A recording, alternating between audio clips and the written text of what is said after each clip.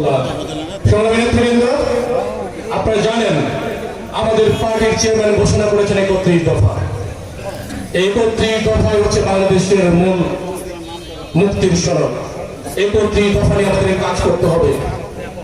আমরা সবাই 31 দফার পক্ষে। প্রেসিডেন্ট জিয়াউর রহমান 19 দফা ঘোষণা করে যেরকম বাংলাদেশের মাত্র 3 বছর দুর্ভিক্ষ থেকে খাদ্যের সংশোধন করে দেশের বাইরে খাদ্য এক্সপোর্ট করেছিলেন, আমরা বিশ্বাস করি আমরা যদি সবাই 31 দফা যদি বাংলাদেশের বাস্তবায়ন করতে পারি, আগামীর বাংলাদেশ হবে সমৃদ্ধশালী বাংলাদেশ, আগামীর বাংলাদেশ হবে সুখী বাংলাদেশ, আগামীর বাংলাদেশ হবে গরিব মানুষের ভাগ্য পরিবর্তনের বাংলাদেশ। সংগ্রামী নেতৃবৃন্দ, আপনারা জানেন আমাদের পার্টির চেয়ারম্যান জনাব তারেক রহমান বলেছেন ঐক্য ঐক্য ঐক্য। আমি সবাইকে মনে করে দিতে চাই, এটা 1991 সাল নয়, 96 নয়, 2001 নয়, 2008 নয়, এটা 2025 সাল। চ্যালেঞ্জ অনেক বেশি, অনেক চ্যালেঞ্জ আমাদের মধ্যে, তাই ঐক্যর কোনো বিকল্প নাই।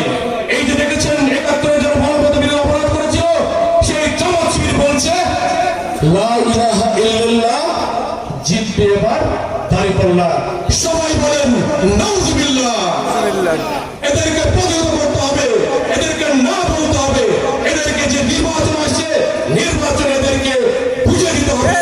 বাংলার মাটি স্বাধীন শহীদ প্রেসিডেন্ট জিয়াউর রহমানের মাটি, বাংলাদেশের মাটি, মুক্তিযোদ্ধাদের মাটি, বাংলাদেশের মাটি, স্বাধীনতার পক্ষের মাটি, এই বগুড়ার পশ্চিম বগুড়ার মাটি, শহীদ প্রেসিডেন্ট জিয়াউর রহমানের রক্তে ভেজা মাটি।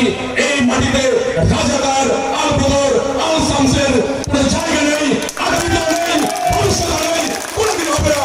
আমি শহীদ পরিবার এবং মুক্তিযোদ্ধার সন্তানের পক্ষ থেকে বলে যাচ্ছি, এই এলাকায় কোনো রাজাকারের ঠাঁই হবে না, কোনো জামাত শিবিরের ঠাঁই এখানে হবে না। বন্ধুরা, আমাদেরকে সবাই ঐক্যবদ্ধ ফিরে আসতে হবে। এদেশের স্বাধীনতার সার্বভৌমত্ব যে 3 বার হুমকির মধ্যে পড়েছিল, 3 বারই ফিরে দিয়েছে এই শহীদ জিয়াউর রহমান পরিবার। সেই আওয়ামী লীগ পালানোর দল 1971 সালে যখন পালিয়ে গিয়েছিল, তখনই শহীদ প্রেসিডেন্ট জিয়াউর রহমান আবির্ভাব হয়েছিল। উনি বলেছিলেন ওই রিভোল্টের মধ্য দিয়ে পেয়েছিলাম এই লাল সবুজের পতাকা। এরপরে তাকে মৃত্যুর হত্যার মাধ্যমে দিয়ে এদেশে আবার স্বৈরাচারের শাসন প্রতিষ্ঠা হয়েছিল। এগিয়ে এসেছিল কে? আমাদের দেশমাতা, গণতন্ত্রের মা, সবচেয়ে বড় জন্মদিন বাংলাদেশের আমাদের মা দেশনেত্রী বেগম খালেদা জিয়া। দীর্ঘ 9 বছর স্বৈরাচারের বিরুদ্ধে লড়াই করে 1991 সালে এই ফেব্রুয়ারি 27 তারিখে নির্বাচন করে 140টা অধিবেশে নির্বাচনে জয়লাভ করে এই সরকার গঠন করেছিল। বন্ধুরা, এই জামাত শিবির 1946 সালে নির্বাচনে বলেছিল যারা স্বৈরাচারের সঙ্গে নির্বাচনে যাবে তারা জাতীয় বেইমান হবে। এই কথা বলার কয়েক ঘন্টার মধ্যেই এদেশের মানুষ আপনাদের জনসাধারণের সঙ্গে বিশ্বাসঘাতকতা করে তারা এই ফ্যাসিস্ট স্বৈরাচারের সঙ্গে নির্বাচনে গেছে। বন্ধুরা, তো এদেরকে এরা মুনাফিক, এরা দেশ বিরোধী, এরা প্রথমে দেশ বিরোধী, মধ্য দেশ বিরোধী, আগামী দিনে এসে তখন দেশ বিরোধী।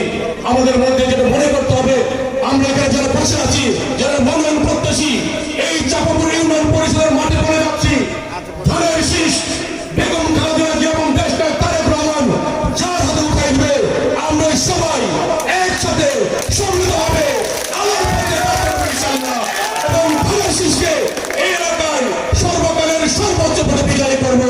তাই বন্ধুরা, একটা কথা শুধু বলতে চাই, এখন আমাদের সামনে জনগণ, ঐক্য, জনগণ আর দেশ গঠন, এটাই প্রথম, এটাই শেষ।